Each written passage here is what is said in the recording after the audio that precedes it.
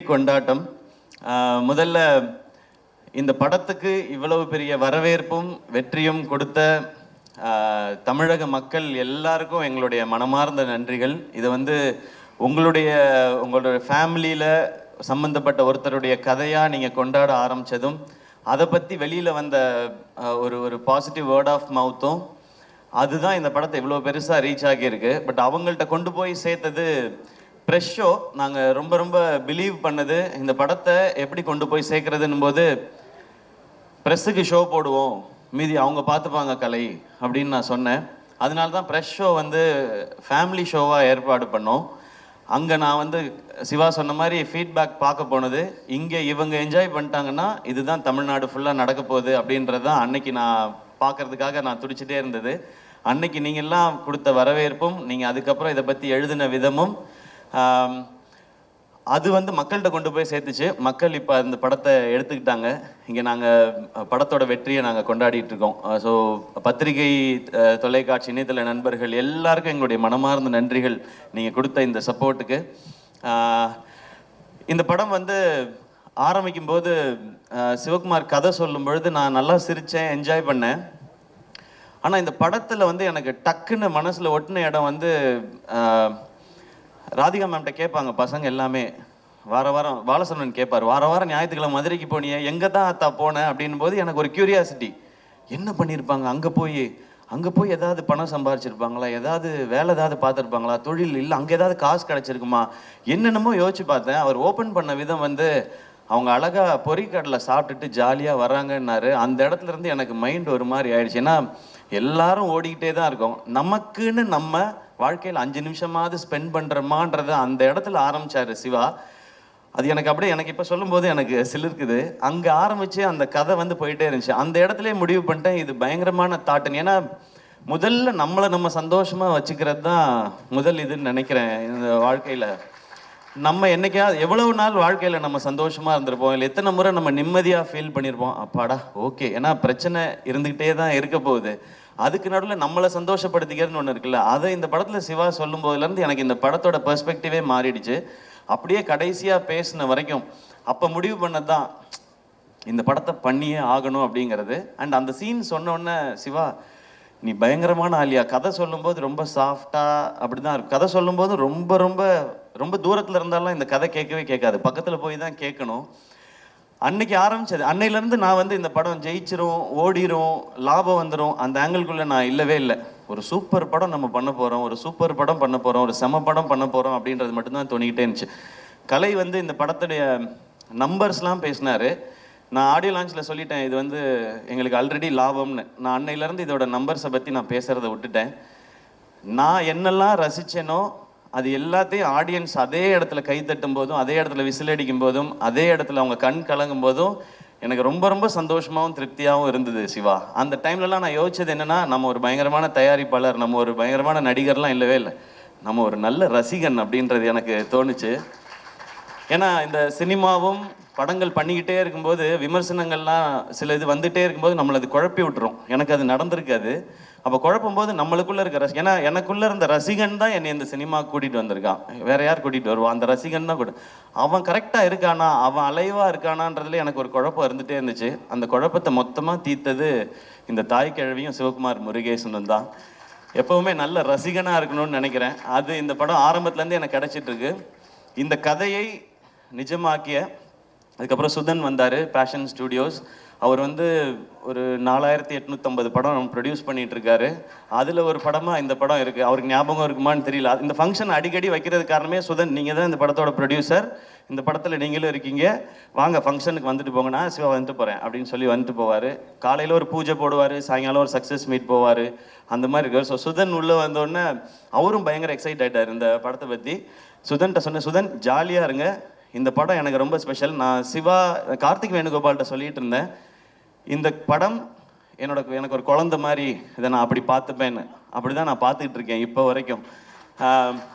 So என் குழந்தை எனக்கு என்ன காசு கொடுத்துச்சின்னு நான் பார்க்க மாட்டேன், அது சிரிச்சா என் கண்ணில் தண்ணி வரும், அது நடந்தால் எனக்கு தண்ணி வரும். அந்த மாதிரி தான் நீங்கள் பேசும்போதெல்லாம் இருக்குது சிவா. எனக்கு இப்போ பயங்கர எமோஷனல் ஆக்கிட்டீங்க, நான் பயங்கர கண்ட்ரோல் பண்ணிட்டு உட்காந்தேன். ஸோ சுதன் உள்ள வந்து அவரும் எக்ஸைட்டடாக நான் இதை பார்த்துக்குறோம் அப்படின்னு சொன்னோம். அப்புறம் இந்த டீம் வந்தாங்க, அவங்க எல்லாரும் ஆல்ரெடி செட் ஆயிருக்கு. ஸோ எல்லாருக்கும் ரொம்ப ரொம்ப நன்றி. உங்களுடைய உழைப்பு ரொம்ப ரொம்ப அபரிமிதமானது. இல்லைன்னா நினச்ச இந்த பட்ஜெட்டில் இந்த சைஸில் இந்த படத்தை பண்ணியிருக்க முடியாது. ஹேட்ஸ் ஆஃப் உங்கள் எல்லாருக்குமே, பயங்கரமாக பண்ணிட்டீங்க டீமில் இருக்க டெக்னீஷியன்ஸ் எல்லாமே. அண்ட் ஆர்டிஸ்ட் யாரெல்லாம் சிவா கொண்டு வரும்போது ரொம்ப குட்டியாக கொண்டு வந்தார் இந்த பட்ஜெட்டு எல்லாமே. ஏன்னா அவருக்கு அதுக்கு முன்னாடி இருந்த அனுபவங்களாக இருக்கலாம், இல்லை இந்த மாதிரி இருந்தால் தான் பண்ணுவாங்கன்னு சொல்லி. நோ, அதை அப்படி பண்ணக்கூடாது சிவா. இந்த கதை ஒரு செலிப்ரேஷனாக இருக்குது, எனக்கு ஒரு லைஃபோட செலிப்ரேஷன் இந்த படம். இதுக்கு என்ன செலவு பண்ணுமோ அதை பண்ணணும், அதை பண்ணுவோம் அப்படின்றதுக்கு அப்புறம் தான் யார் கேஸ்டிங் போகலான்னு ஒருத்தராக வந்தது. பாலசரவணன் கதை கேட்கும்போதே ஃபஸ்ட்டு வந்துட்டார் எனக்கு அந்த சீன் வரும்பொழுதே. அதுக்கப்புறம் பாலசரவணன் வந்தார், அருள்தாஸ் அண்ணன் வந்தாங்க, சிங்கம்பிள்ளி அண்ணன் வந்தாங்க, முத்துக்குமார், ரேச்சல், இவங்க எல்லாருமே வந்தாங்க. கடைசியாக தான் வந்தார் விநாயக் மகாதேவ்ன்ற மாதிரி. நான் லாஸ்ட்டாக கேட்டேன், இந்த பாட்டி கேரக்டர் யார் பண்ண போகிறாங்க, கிழவி கேரக்டர் வந்து ராதிகா மேம் அப்படின்னு சொன்னாங்க. நான் ஏற்கனவே சொல்லியிருக்கேன், ராதிகா மேம் அந்த ரோலில் அந்த லுக்கில் பார்த்த பிறகு எனக்கு இன்னும் பயங்கர ஜாலியாகிடுச்சு. இன்னைக்கு தேட்டரில் பார்க்குற ஃபீல் எனக்கு அங்கே வர ஆரம்பிச்சிடுச்சு.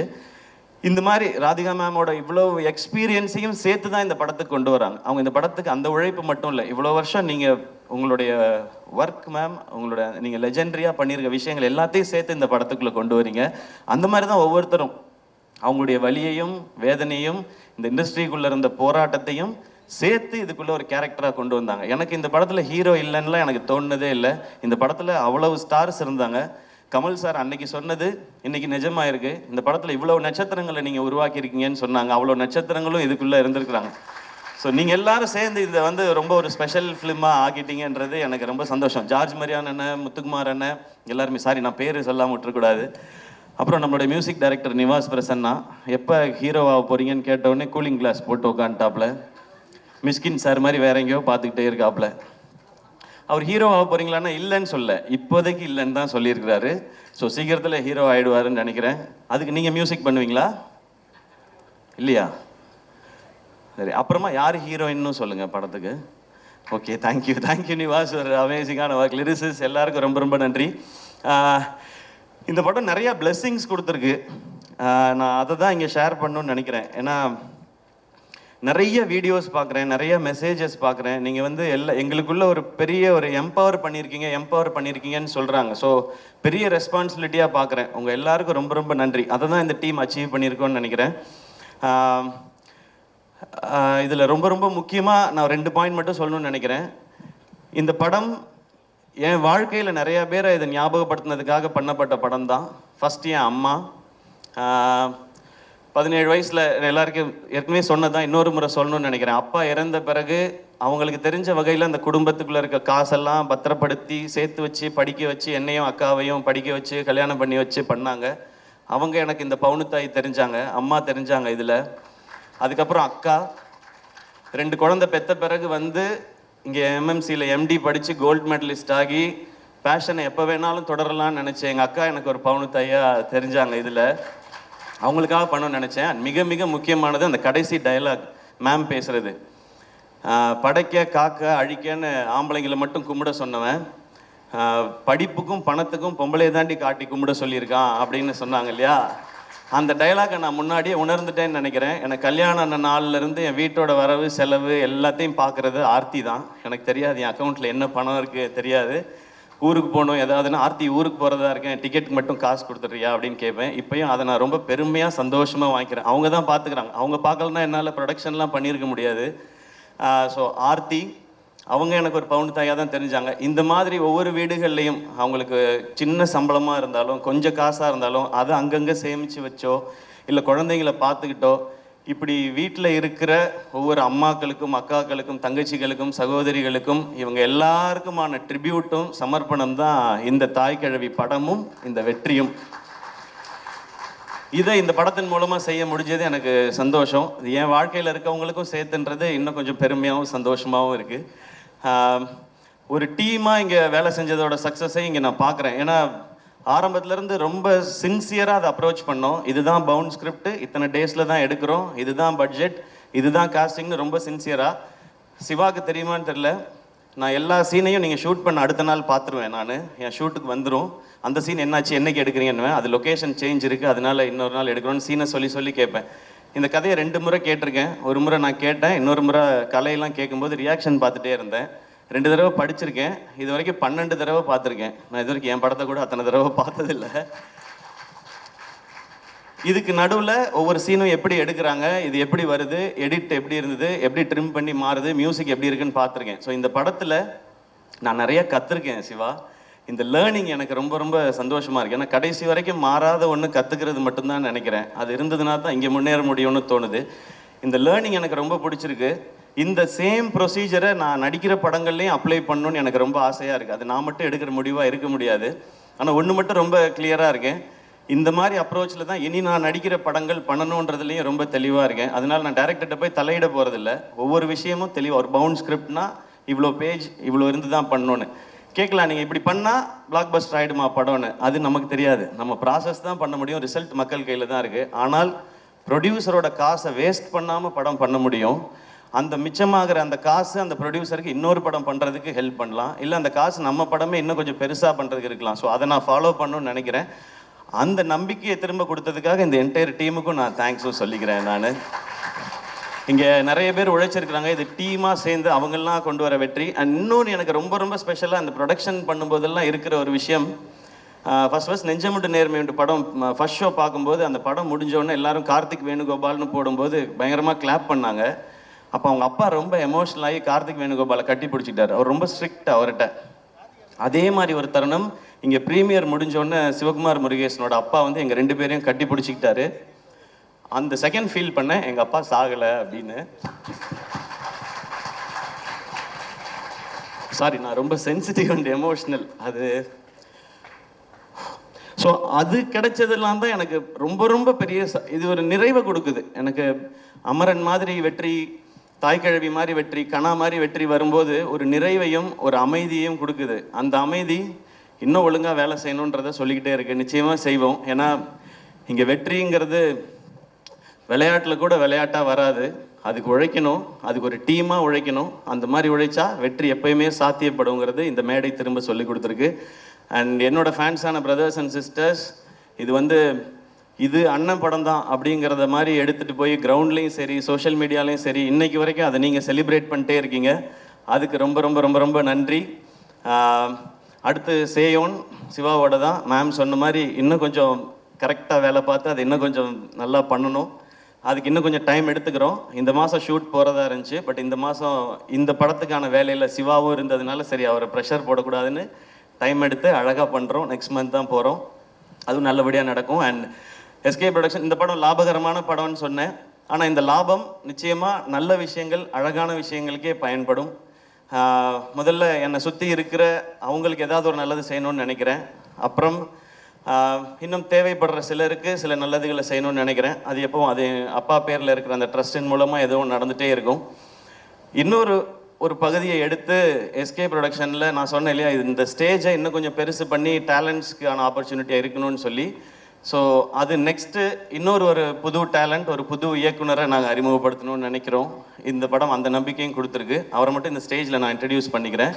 எஸ்கே ப்ரொடக்ஷன்ஸோட 10வது திரைப்படம், அதை இயக்க போகிற புதுமுக இயக்குனர்.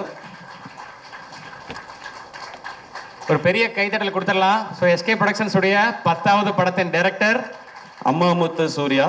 அவர் தான் நெக்ஸ்ட் எஸ்கே ப்ரொடக்ஷனில் லான்ச் ஆகிற ஒரு டைரக்டர். இவர் தான். இருந்தாலும் ஃபோட்டோவில் கொஞ்சம் சிரிச்சிருக்கலாம். கலர்ஃபுல்லாக இருக்கு. ஆமாம், இல்லை இந்த படம் ஃபேமிலி லேடிஸ் அவங்களுக்காக ரொம்ப ஸ்பெஷலாக பண்ணோம். அடுத்த படம் ஒரு யூத்துக்கான அவங்கள பற்றின ஒரு படமாக இருக்கும். ஒரு யூத்ஃபுல் என்டர்டெய்னராக இருக்கும். ஒரு ஃபைனல் ஸ்கிரிப்ட் இப்போ அவர் எழுதிட்டு இருக்காரு. அது முடிச்சதுக்கப்புறம் காஸ்ட் யார் பண்ண போகிறா என்னன்றதை ஒன்று அனௌன்ஸ் பண்ணுவோம். எனக்கு இந்த ஸ்டேஜில் சொல்லணும்னு தோணுச்சு. ஏன்னா இது ரொம்ப பாசிட்டிவாக இருக்குது. இந்த ஃபேமிலி எல்லாம் சேர்த்து தான் இது வாய்ப்பையும் சாத்தியப்படுத்தி இருக்குன்னு நான் நம்புகிறேன். ஸோ அங்கே சொல்லணும்னு நினச்சேன். நீங்கள் எதாவது சொல்லணுமா? வேணாமா? தேங்க்யூ. படத்தோட ஆடியோ லான்ச் சக்ஸஸ் மீட்டில் கொஞ்சம் டீட்டெயில்டாக பேசிக்கிறேன் அப்படின்ற மாதிரி ஒரு மைண்ட் வாய்ஸ் புரியுது. வாழ்த்துக்கள் ப்ரோ, வாழ்த்துக்கள். தேங்க்யூ. நான் யாரையாவது அண்ட் இந்த படத்தை எங்களோட சேர்ந்து பிஸ்னஸ் பார்ட்னர்ஸாக இருந்த ஹாட் ஸ்டார், விஜய் டிவி, அவங்க ஆரம்பத்துலேருந்து இந்த படத்தை ஓன் பண்ணாங்க. அண்ட் அதே மாதிரி ஏஜிஎஸ், முக்கியமாக அர்ச்சனா, அவங்களுக்கு எங்களுடைய நன்றி. விதுஷ், அஹிம்சா அண்ட் மற்ற டெரிட்டரியல் டிஸ்ட்ரிபியூட் பண்ணவங்க, அண்ட் சாரிகாமா, அவங்களோட நம்மளோட அசோசியேஷன் எல்லாமே பயங்கரமாக இருக்குது. ஒரு அமரன், இப்போ தாய் கிழவி அப்படின்னு சொல்லி அது தொடரும் அப்படின்னு நான் நம்புகிறேன். ஸோ யாரையாவது ஆர்டிஸ்ட் யாரையாவது மிஸ் பண்ணியிருந்தா மனுஷங்க. முக்கியமாக assistant directors and camera department, படத்தில் பின்னாடி ஒர்க் பண்ண அத்தனை பேருக்கும் அந்த நான் டீமாக நீங்கள் எல்லாரும் சேர்ந்து ஒன்று பண்ணியிருக்கேன்னு சொன்னேன்ல, அது உங்கள் எல்லாருக்கும் சேர்த்தது தான். Thank you once again. அண்ட் என்னோட எஸ்கே ப்ரொடக்ஷன்ஸோட டீம், கலை ப்ரோ, நான் எல்லாட்டையும் சொல்கிறது தான். அவர் சீன் பேப்பர் ஸ்கிரிப்ட் புக் இல்லாமல் டைரக்டரோட டிஸ்கஷன்ஸே வச்சுக்க மாட்டார். ரேண்டமாக ஏன் இன்னைக்கு 150 பேர் போட்டிருக்கீங்க, 50 பேரை கட் பண்ணுங்க அப்படி சொல்கிற ஆள் இல்லை. இது என்ன சீன், எங்கே நடக்குது, அதை ஃபுல்லாக படித்து இது என்ன டியூரேஷன் வரும்ன்றது வரைக்கும் அவர் பிளான் பண்ணி தான் பண்ணுவார். ஸோ நம்ம நினைக்கிற விஷன் அச்சீவ் பண்ணுறதுக்கு அந்த மாதிரி ஆட்களோட பயணிச்சாதான் முடியும். ஸோ கலை, அதுக்கப்புறம் ராகுல் தான் டிசைன்ஸ் எல்லாம் அவரை தான் போட்டு விரட்டிக்கிட்டே இருப்போம். ராகுல், கார்த்தி, திவாகர், உங்கள் எல்லாருக்கும் ரொம்ப ரொம்ப நன்றி. நான் ரொம்ப ஆசையாக பண்ண படம் இது. அதில் ஒரு சின்ன ஒரு டென்ட் கூட விடாமல் இந்த செகண்ட் வரைக்கும் பார்த்துக்கிட்டது இந்த 4 பேரும். உங்களுக்கு ரொம்ப பெரிய நன்றி. அண்ட் என்டையர் டீமுக்கும் மீண்டும் ஒருமுறை நன்றி, வாழ்த்துக்கள். இது ஒரு செலிப்ரேஷன். இன்னொரு செலிப்ரேஷன் ஒன்று இருக்குது, இன்னும் பெருசாக. அதுவும் நான் உங்களுக்கு சொல்கிறேன். அப்பையும் நீங்கள் இதே மாதிரி வரணும். ஏன்னா அருள்தாஸ் அண்ணன், முத்துக்குமார் அண்ணன், சிங்கம்புலி அண்ணன், பாலா, ஜார்ஜ் மரியான், ரேச்சல் எல்லாமே பயங்கர பிஸியான ஆர்டிஸ்ட்டு. இன்றைக்கி ஏதோ 2 ஷூட்டை கேன்சல் பண்ணிட்டு தான் வந்திருப்பாங்க. அதுக்கும் நீங்கள் கண்டிப்பாக இதே மாதிரி வரணும். ஏன்னா நான் ஃபேமிலியாக பார்க்குறேன் அப்படின்றதுனால. ஸோ மீண்டும் நன்றி. முத்துக்குமார் உங்களுக்கு தானே முனிஷ்காந்த் அண்ணா? ஓகேடா, வா எல்லாம் வந்துடுற. இல்லை முனிஷ்காந்த் அண்ணன் இப்போ எல்லாமே வந்து படம் சூப்பராக போகுது அப்படின்னா அவர் ரியாக்ஷன் எல்லாம் அந்த ரியாக்ஷன் தான் ஃபுல்லாக நாங்கள் பண்ணிகிட்ருக்கோம். அண்ட் ரொம்ப எமோஷனலான ஸ்டேஜ். அதனால எங்கே ஆரம்பிச்சு எங்கே முடித்தேன், யாரை பற்றி பேசியிருக்கேன், யாரை தெரில. நான் இன்னொரு வாட்டி வீடியோ பார்த்தா தான் தெரியும். அண்ட் பத்திரிகையில் இருக்கிற நிறைய பேர் நண்பர்கள் வந்து இந்த மாதிரி ஒரு படம் நான் பண்ணதில் வந்து அவ்வளவு மகிழ்ச்சி அவங்களுக்கு. எப்பவும் படம் நல்லா இருந்துச்சுன்னா ஒரு 4 வரியில் மெசேஜ் வரும். இந்த மாதிரி ஒரு 10 வரி இல்லைன்னா வாய்ஸ் நோட் ஒரு 2 நிமிஷம் 2.5 நிமிஷத்துக்கு வருது. அது எனக்கு ரொம்ப ஸ்பெஷலாக இருக்குது. அதுக்கு ஒரு முறை உங்கள் எல்லாருக்கும் நன்றி. தேங்க்யூ. 2-3 தடவைலாம் கேட்டுப்பேன் நான். ரொம்ப நன்றிண்ணா. ஏன்னா எவ்வளவு கனெக்டடாக இருந்திருக்கீங்க.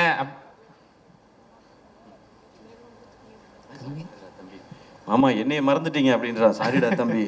பவுனுத்தாய் வசூலுக்கு வந்துட்டான்னு ஃபர்ஸ்ட் டைம் பவுனுத்தாய் இவ்வளோ வசூல் பண்ண போறான்னு அனௌன்ஸ் பண்ணது இவர் தான். சூப்பர் தம்பி, சூப்பராக பண்ணுங்க.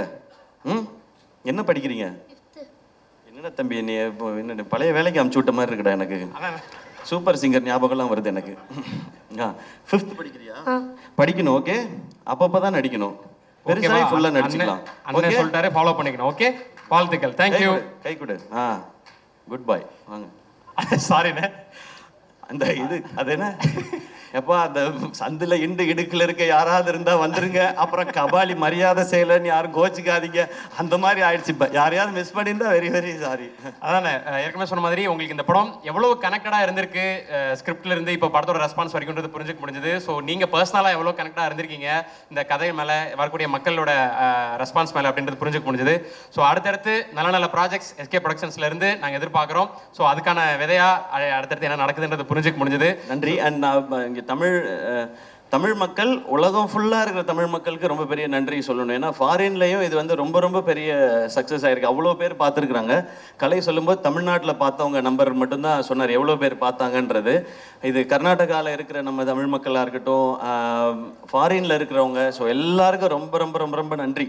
இப்போ நிறைய பேர் சொல்கிறது இந்த மாதிரி படங்கள் தைரியமாக பண்ணலாம், இந்த மாதிரி படம் பண்ணால் கண்டிப்பாக ஜெயிக்கும், வசூல் பண்ணும் அப்படின்ற ஒரு நம்பிக்கை மீண்டும் ஒரு முறை இந்த படம் விதைச்சிருக்குன்னாங்க. இது மறுபடியும் சொல்கிறேன், இது எஸ்கே ப்ரொடக்ஷன்ஸ்க்கோ தாய் கிழவி டீமோட சக்ஸஸ் இல்லை, இது தமிழ் சினிமாவோட சக்ஸஸ், தமிழ் சினிமா ரசிகர்களோட சக்ஸஸ். அப்படி தான் நான் பார்க்குறேன். கீப் இன்ஸ்பைரிங், கீப் என்டர்டெய்னிங்னா. ஸோ எல்லாரும் சேர்ந்து ஒரு குரூப் ஃபோட்டோ எடுத்துக்க போகிறோம். எல்லாரும் எடுத்துக்கலாம். வந்திருக்க பத்திரிகை நண்பர்கள், நம்ம டீம் எல்லாருமே சாப்பிட்டு போகணும்.